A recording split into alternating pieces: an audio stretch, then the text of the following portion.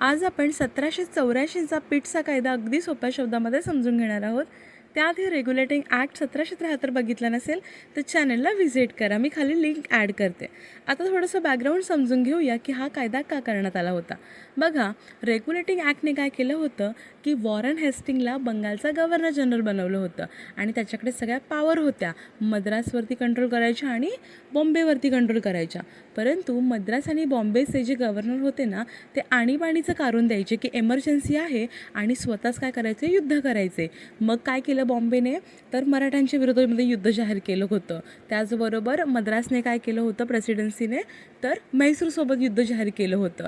त्याच्यामुळे कुठेतरी ब्रिटिश सरकारला असं वाटू लागलं की आता आपल्याला या कंपनीवरती आहे ना अधिकार लावायची गरज आहे. म्हणजे आपल्या राजकीय आणि व्यापारी अशा दोन कार्यांमध्ये भेद करणं गरजेचं आहे. आणि म्हणूनच 1784 साली हा पिटचा कायदा पार पाडण्यात आला होता. आता बघूया की कशा प्रकारे याच्यामध्ये भेद करण्यात आला होता. तर बघा, आता द्विशासन पद्धतीची सुरुवात झाली होती या कायद्यामुळे. काय केलं होतं, तर व्यापारी जी कामं होती ना ती आता कोर्ट ऑफ डायरेक्टर्स बघणार होते आणि जी राजकीय कामं जी होते ना आणि लष्करी कामं ती बोर्ड ऑफ कंट्रोल बघणार होते. ठीक आहे, तर आपण थोडंसं बोर्ड ऑफ कंट्रोल यांच्याबद्दल बघून घेऊया की नक्की ही बॉडी काय होती, संस्था कशी तयार झाली होती, कोण कोण ह्याच्या 6 सदस्य असणारं हे बोर्ड ऑफ कंट्रोल लंडन येथे बनवण्यात आलं होतं. आणि याच्यामध्ये पहिला सदस्य कोण असतील तर चॅन्सलर ऑफ एक्सचेकर, म्हणजेच थोडं अर्थमंत्री बोलू शकतो ना आपण त्या टाईपचं, ते एक सदस्य होते. दुसरे सदस्य होते सेक्रेटरी ऑफ स्टेट, म्हणजे त्याला आपण भारतमंत्री असं म्हणतो. आणि 4 सदस्य जे होते ना ते ब्रिटिश राजा जे होते ते नॉमिनेट म्हणजे नियुक्त करणार होते.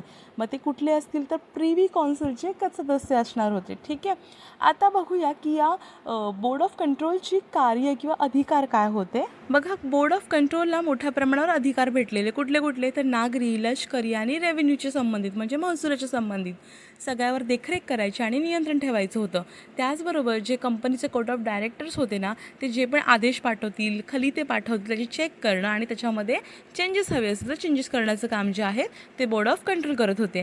आता आपण बघूया जे कोर्ट ऑफ डायरेक्टर्सकडे आता कोणते अधिकार होते. कोर्ट ऑफ डायरेक्टर्सकडे आता फक्त व्यापारी व्यवहारावर नियंत्रण ठेवण्याचेच अधिकार राहिले होते. त्याचबरोबर भारतातील कर्मचाऱ्यांच्या नेमणुका करणं, व्यापारी नफा तोटा आणि गुंतवणुकीचा हिशोब ठेवणं, एवढेच त्याच्याकडे आता अधिकार जे होते ते शिल्लक राहिले. या कायद्यातील काही प्रमुख तरतुदी आपण बघूया. बघा, रेग्युलेटिंग ॲक्टने काय केलं होतं तर बंगालच्या गव्हर्नर जनरलला सहाय्य करण्यासाठी 4 सदस्य असलेली कार्यकारी परिषद म्हणजेच एक्झिक्युटिव्ह काउन्सिल आणण्यात आली होती आणि त्यावेळेला त्याच्यामध्ये 4 सदस्य होते. ठीक आहे, परंतु आता ही संख्या जी आहे ती 3 वरती करण्यात आली होती. ठीक आहे, कारण त्यावेळेला वेटो अधिकार म्हणजे नकार अधिकार नव्हता या वॉरन हेस्टिंग म्हणजेच त्यावेळच्या गव्हर्नर जनरलला, म्हणून त्याला थोडे अधिकार प्रदान करायच्या हेतूने आता सदस्य संख्या झाली होती 4 वरून 3. आणि असा सेम बदल जो आहे तो बॉम्बे आणि मद्रास प्रेसिडेन्सीच्या एक्झिक्युटिव्ह काउन्सिल म्हणजेच कार्यकारी परिषदेमध्ये करण्यात आला होता. ठीक आहे, परंतु अजूनही तिकडे बदल झाला होता. ते म्हणजेच आता 3 मधील एक सदस्य जो होता तो कमांडर इन चीफ असणार होता. ठीक आहे, की लष्करीबद्दल काही गोष्टी असतील, डिसिजन असतील त्या कमांडर इन चीफ घेणार होता. आता व्हिडिओच्या सुरुवातीला आपण बघितलं की कशा प्रकारे बॉम्बे आणि मद्रासचे जे गव्हर्नर होते ते स्वतःची मनमानी करून युद्ध करत होते आणीबाणीचं कारण देऊन. पण आता काय सांगितलं आहे की जर तुम्ही गव्हर्नर जनरलचं नाही ऐकलं, ठीक आहे, तर तुम्हाला तो गव्हर्नर जनरल म्हणजे त्यावेळेचे वॉरन हेस्टिंग होते ना, मग ते काय करू शकत होते की आता ह्या गव्हर्नरला म्हणजेच मद्रासच्या किंवा बॉम्बेच्या गव्हर्नरला निलंबित करण्याचा किंवा पदावरून हटवण्याचा सुद्धा थेट अधिकार देण्यात आला होता. त्याचबरोबर मुंबई आणि मद्रासच्या गव्हर्नर्सना आता युद्ध, शांतता, महसूल विषयांसाठी बंगालच्या गव्हर्नर जनरलची लेखी परवानगी घेणं सक्तीचं होतं. ठीक आहे, परंतु काय करत होते आधी पण थोडेसे बदल हेच होते, परंतु ते आधी आणीबाणीचं कारण देऊन युद्ध करत होते. पण आता डायरेक्ट मोठी पावर देण्यात आली होती की आता तुम्ही त्यांना डायरेक्ट पदावरून काढू शकत होतात. आता बघूया की एक मेजर ह्याच्यामध्ये बदल करण्यात आला होता आणि ज्यावर नेहमी प्रश्न या कायद्यामुळे पहिल्यांदाच कंपनीच्या प्रदेशाला अधिकृतपणे ब्रिटिश मालमत्ता असं म्हटलं गेलं होतं. ठीक आहे, म्हणजे ब्रिटिशांच्या अंडर असलेला हा प्रदेश आहे असं पहिल्यांदा या कायद्यामुळे म्हटलं गेलं होतं. त्याच्यामुळे ही लाईन लक्षात ठेवा. आता आपण एक प्रश्न बघणार आहोत या कायद्याशी संबंधित.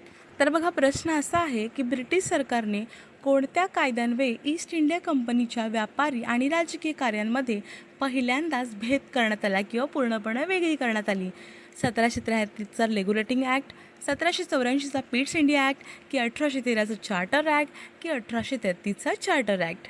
आय होप तुम्हाला हा व्हिडिओ आवडला असेल. अशाच व्हिडिओसाठी चॅनलला सबस्क्राईब करा, लाईक करा आणि शेअर करा. धन्यवाद.